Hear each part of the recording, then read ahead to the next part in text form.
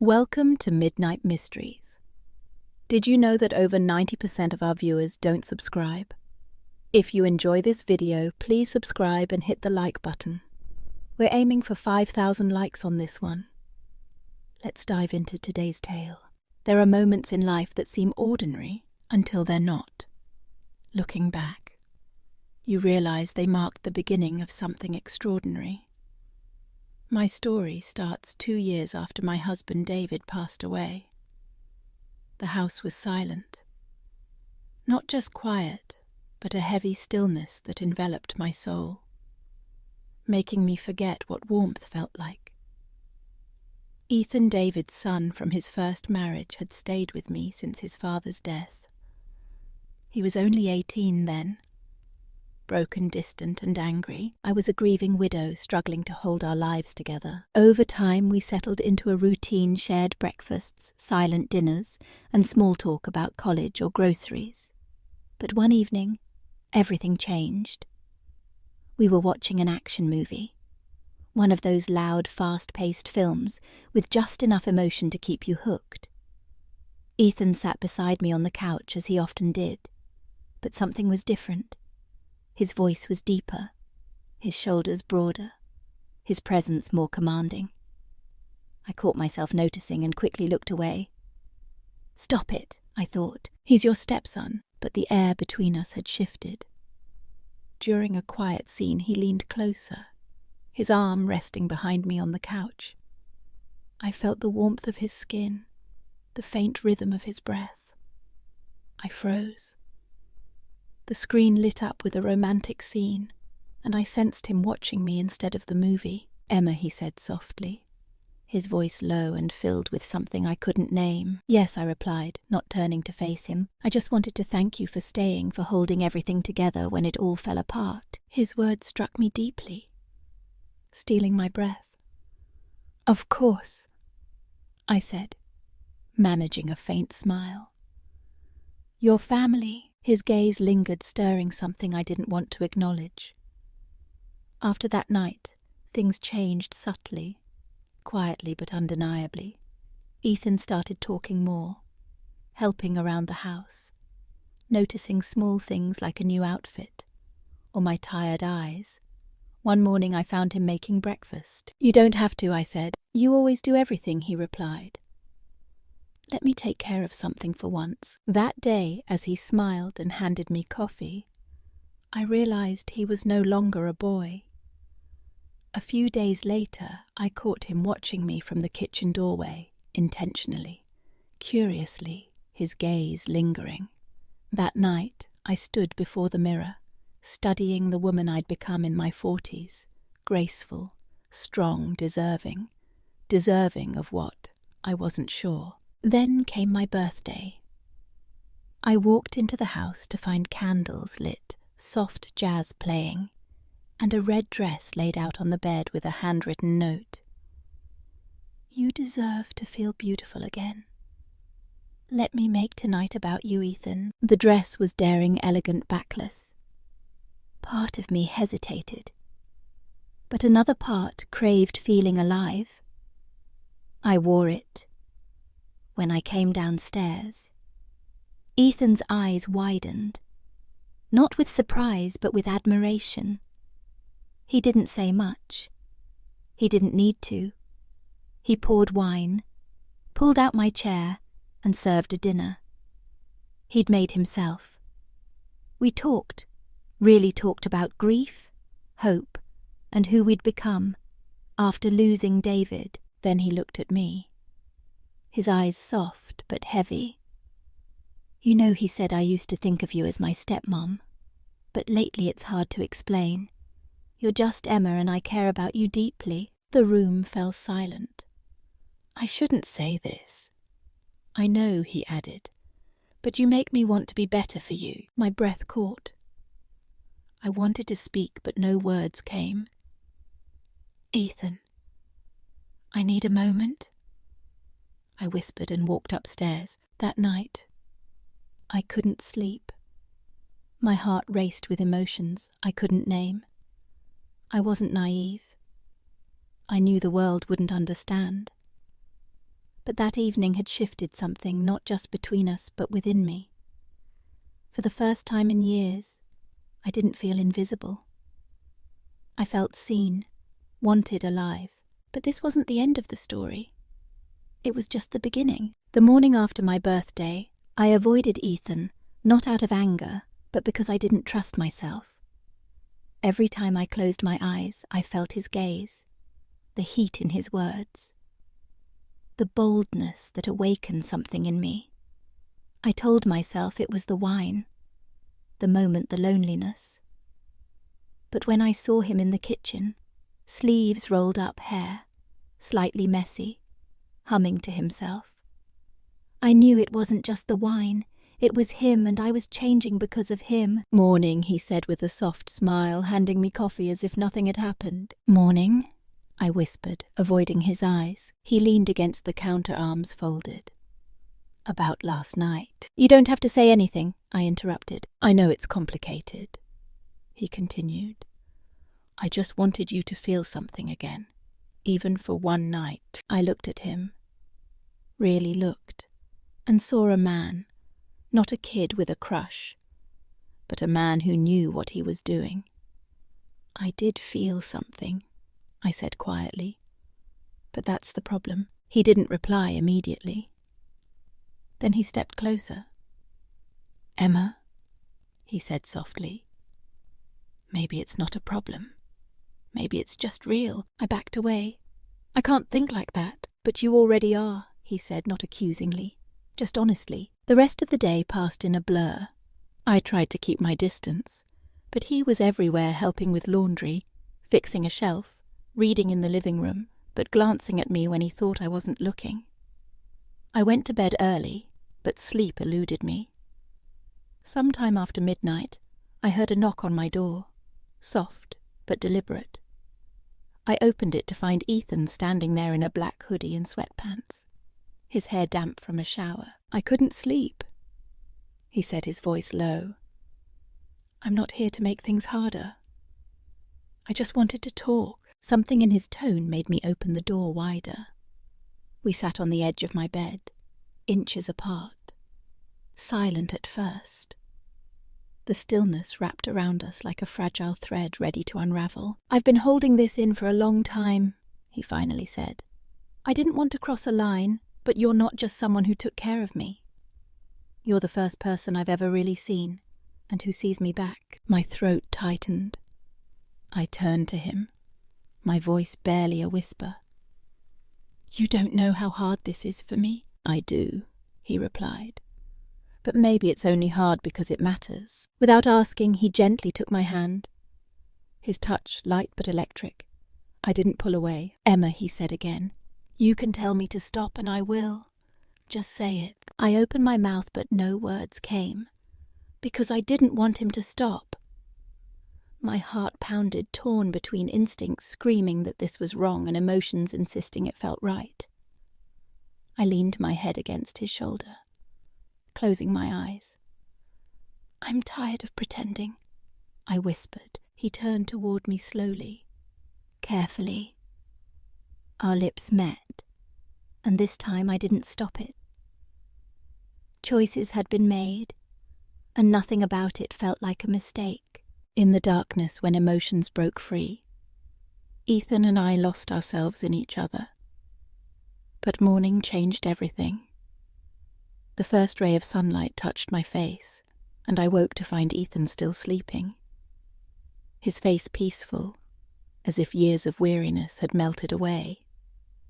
I slipped out of his arms and walked to the bathroom, staring at myself in the mirror. The woman looking back was me, but not the same me as the day before. Something inside me had broken, but something new had awakened. I made coffee in the kitchen, but a strange restlessness lingered.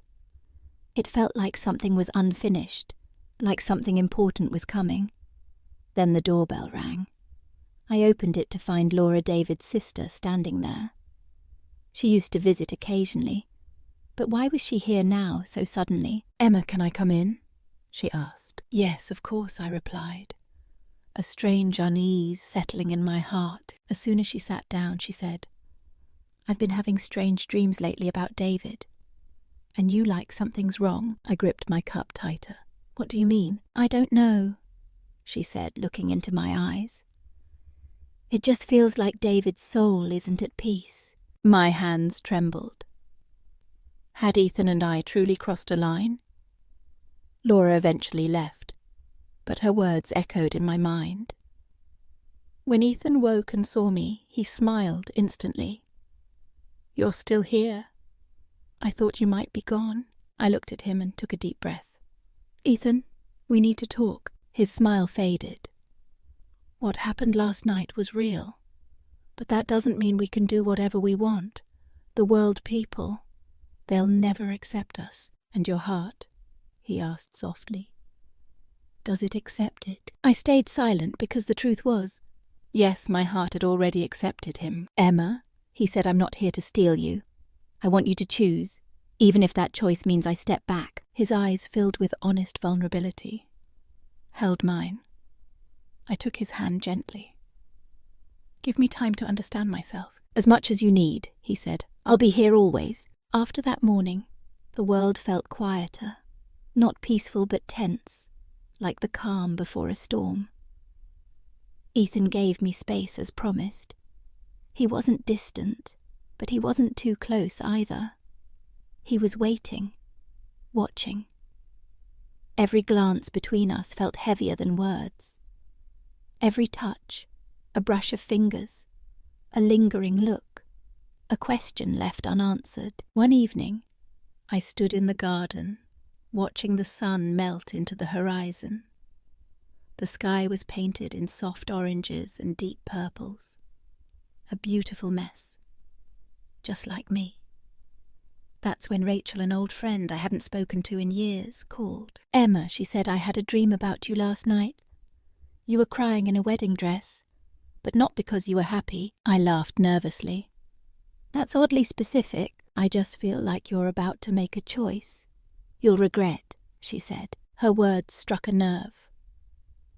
After the call, I sat alone under the stars, needing answers, needing clarity. That night I opened the small chest under my bed, the one with David's letters and photos.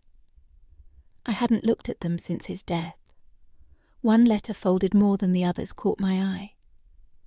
It was addressed to me in David's handwriting with a note. "For Emma, if life ever feels heavier than you can carry." With trembling hands I opened it. "Emma, if you're reading this, then something has shaken your world. I may no longer be there, but I know you, your heart, your loyalty, your struggle to always do what's right.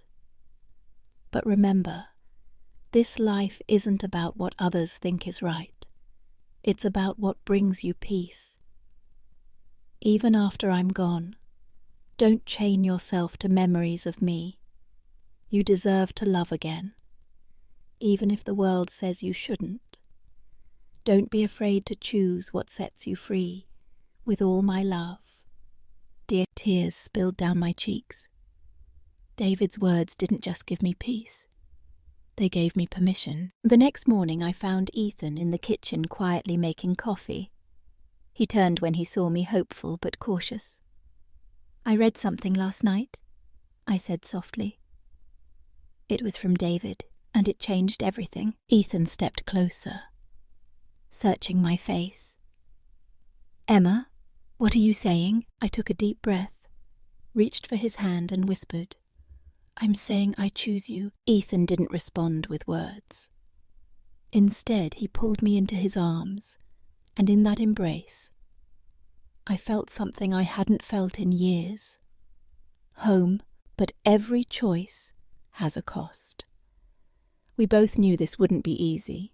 There would be whispers, judgment, people who wouldn't understand. But love, real love, isn't about what's easy, it's about what's true. That day, as we sat side by side on the porch, watching the world go by, Ethan said something I'll never forget.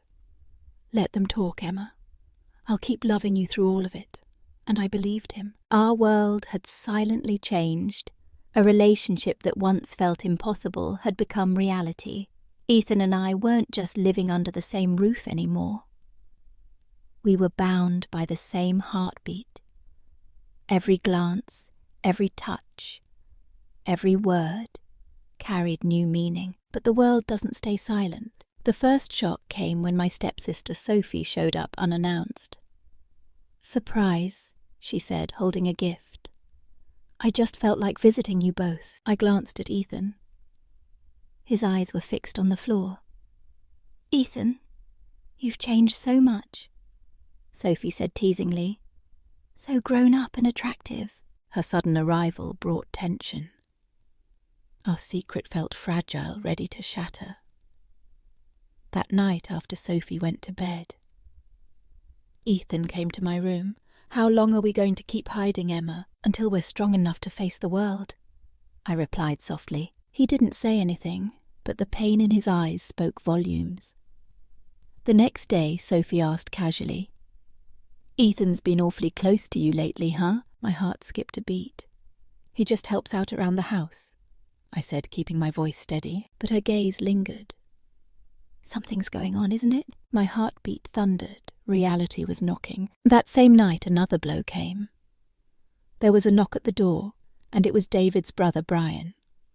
"I need to talk to you, Emma," he said, his tone unreadable. We sat in the living room. I knew Ethan was listening from behind the kitchen door. "David loved you a lot," Brian began, his voice trembling. "But I've noticed something strange. Ethan seems different when you're around." I couldn't speak. I kept my eyes down. "Am I wrong?" he asked directly. For the first time I realized our choices didn't just affect us. They could shake everyone connected to us. The next day, Sophie pulled Ethan aside and asked bluntly, "Are you in love with your stepmom?" Ethan stayed quiet for a moment, then said softly, "Yes." Sophie didn't slap him, but her expression felt just as heavy. "This is wrong, Ethan. It's a sin." Our story was no longer a secret romance. It was becoming a scandal, an emotional earthquake. Whispers spread through the neighborhood. Is it true? Could something like that happen? People stared at me in the supermarket. Old friends stopped calling. But through it all, Ethan didn't waver. Every day he stood by me stronger than before. "Emma, what we've chosen isn't easy, but it's real," he said. One stormy night as thunder roared outside, Ethan took my hand.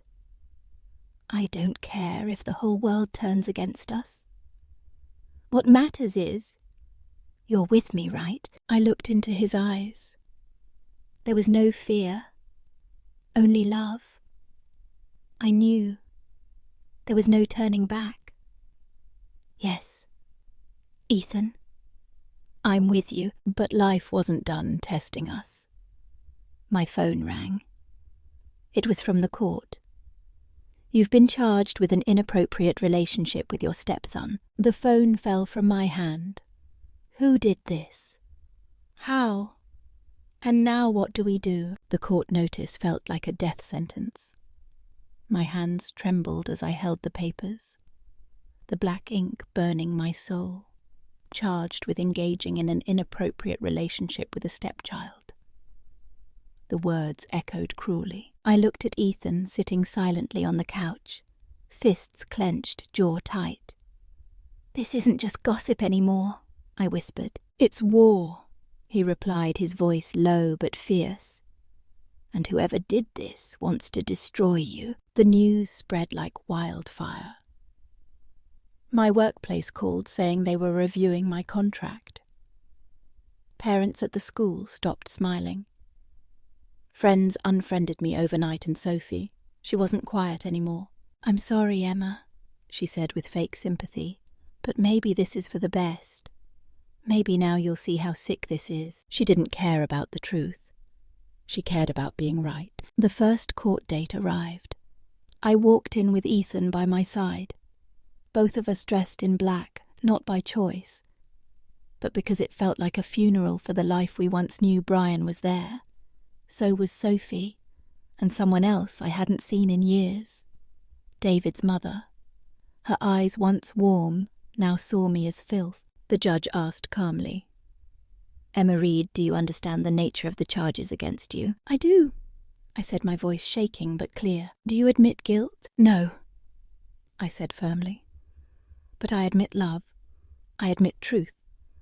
I won't lie to save face." Gasps echoed behind me, but I didn't care. The prosecutor painted me as a seductress, claiming I preyed on a young man after losing my husband. They made me sound like a monster, as if everything we shared was a calculated sin. But when Ethan's turn came, he stood tall. She didn't pursue me. I fell in love with her. It was me. I crossed the line, and I'd do it again if it meant standing by her. The judge's face didn't change, but the courtroom did. The silence grew thick, heavy, real. That night, we came home broken. The outcome was still pending, and the fear of prison, of separation, hung over every word. I sat on the floor back against the wall, tears falling silently. Ethan knelt beside me, wiping them away. "If you go to jail because of me," he started. "I won't regret it," I interrupted. "Not for a second." Days passed, then weeks. The final court decision came not guilty, but the judge's words hit like a warning shot. "You are free under the law, but morality, that's for society to decide." We were free, but not really. People still whispered. Some crossed the street when they saw me. Others left anonymous notes in our mailbox. I had to quit my job. Ethan left college. We started from scratch. Two outcasts in a world that refused to forget. But we had each other. One evening in the middle of that storm, Ethan looked at me and said, "Let's leave it all behind, Emma. Let's move far away somewhere. We don't have to be ashamed to love." In that moment I realized we weren't broken. We were just beginning. We left everything behind: the city, the court, the judging eyes, the blaming voices. We took only two things with us: the truth and our love. Ethan drove, and I sat beside him as the roads wound toward a small town nestled between mountains. We rented an old cottage, its walls carrying a faded scent, but holding something real. A silence that spoke louder than noise. That first night we barely spoke. But then Ethan reached for my hands. "Before all this began, I wanted to give you something you never really had," he said. "What's that?" I asked, smiling softly. "A new beginning, without fear, without shame. Just you and me." He pulled a small ring from his pocket. No diamonds or gold, just a simple silver band engraved with our initials, E and E, advancing. "This isn't formal," he said. "It's a promise." We ended the day in each other's arms. But that night wasn't just about love. It was about peace. Something we hadn't felt in years. The next day we embraced small routines. I decorated the kitchen to my liking, and Ethan fixed old wooden furniture. When he laughed, the house lit up. When I smiled, calm spread across his face. But every happiness has a shadow. One evening, when I returned from the market, Ethan was sitting in the yard, holding a letter. "What's that?" I asked, worried. "A letter from my college," he replied, looking at me with unspoken questions. "They've reinstated my scholarship." I was stunned. "That's amazing news." "Yes, but he met my eyes. The campus is far, and I'd have to go alone." Silence fell. I saw love and ambition colliding in his eyes. I took his hand gently. "Ethan, if you want to build your life, go, I won't stop you. Love isn't a cage. Love." He kissed my forehead. "I promise I'll come back to you always." He left the next morning. I stood at the door, watching his car disappear down the road. My heart was heavy, but there was also pride. I knew our story wasn't over. This distance was just a test, The days stretched on long and quiet, with only the hum of life around me. Ethan was far away, and though I felt his absence, I held on to his promise. I'll come back always. The first letter arrived after 2 weeks. I held it for what felt like eternity before opening it. His familiar handwriting made my heart race. My dearest Emma, I've arrived at the campus, and everything feels different. The streets are full of students, but I feel like an outsider. I wish you were here. The quiet nights are the hardest. I think of you with every moment I'm awake. You've become part of me, and every breath I take reminds me how much I miss you. I've never been good at writing, but I need you to know this. I'm doing this for us, so when I come back I can build a future we both deserve. Yours always, Ethan. The words were simple but carried the weight of his heart. I sat by the window, staring at the mountains, feeling a connection distance couldn't break. We wrote to each other every week. His letters told of new friends, lectures, and a world I couldn't touch. Mine spoke of small things, the changing seasons, the cottage, the life I was building without him. I never mentioned how much I missed him. I didn't want him to feel guilty for chasing his dreams. Then came the calls, late-night conversations that kept our bond alive. "Are you okay?" he'd ask, his voice crackling through the phone. "I'm fine." I'd say, though, sometimes tears slipped down my cheeks. We talked about everything and nothing, but those moments made the distance feel smaller. One evening, after a long conversation, I hung up and sat in the cottage's silence. The air felt colder and I could almost hear Ethan's voice in the stillness. The phone rang again, breaking the quiet. "Ethan." I answered, my voice trembling. "It's me," he said, his voice laced with something unspoken. "I need to tell you something." I held my breath. "What is it?" "I've been offered a job here. It's a good opportunity. One that could change everything for me, for us. But I need to know something first." What I whispered, my heart in my throat. "Would you be willing to move here with me?" I didn't need to think. "Yes," I said, "yes, I would." Plans were made. The distance that once felt vast now seemed like a memory. Ethan's return was closer than ever. When that day finally arrived, when his car pulled up to the cottage and he stepped out, the world held its breath. We stood there just looking at each other. Then he walked toward me, arms open, and I ran into them without hesitation. The distance had tested us, but it had made us stronger. Now nothing would keep us apart. The day Ethan arrived felt like the world had reset. The uncertainty and waiting melted away as soon as I saw him in the doorway. We had both been on separate journeys, yet our paths always led back to each other. The first few days were filled with excitement and adjustments. The cottage, once my sanctuary, was now ours. We worked together to make it a home, blending our tastes and dreams. The familiar smell of the kitchen, the creak of old furniture, they became part of our new life. Ethan began his new job, and I found work at a local bookstore. The days were long, but they were ours. We ate together, laughed and talked about everything and nothing. There was a new rhythm to our lives, one that felt natural, as if we were always meant to walk this path together. But even in these beautiful moments, we carried the weight of our past, the trials, the separations, the distance that once seemed impossible. One evening, as we sat on the porch watching the sunset, I looked at Ethan and asked, "Do you ever think about how far we've come? How much we've changed?" He smiled, his gaze softening as he took my hand. "Every day. But what matters is that we're here now together." We didn't know what the future held, but for the first time in a long while, the uncertainty felt less frightening. Our past had shaped us. Yes, but it didn't define us. We had the power to create something new, something lasting. That night, as we lay in bed, I realized it wasn't just love that brought us together. It was our willingness to grow, to evolve, to face challenges side by side.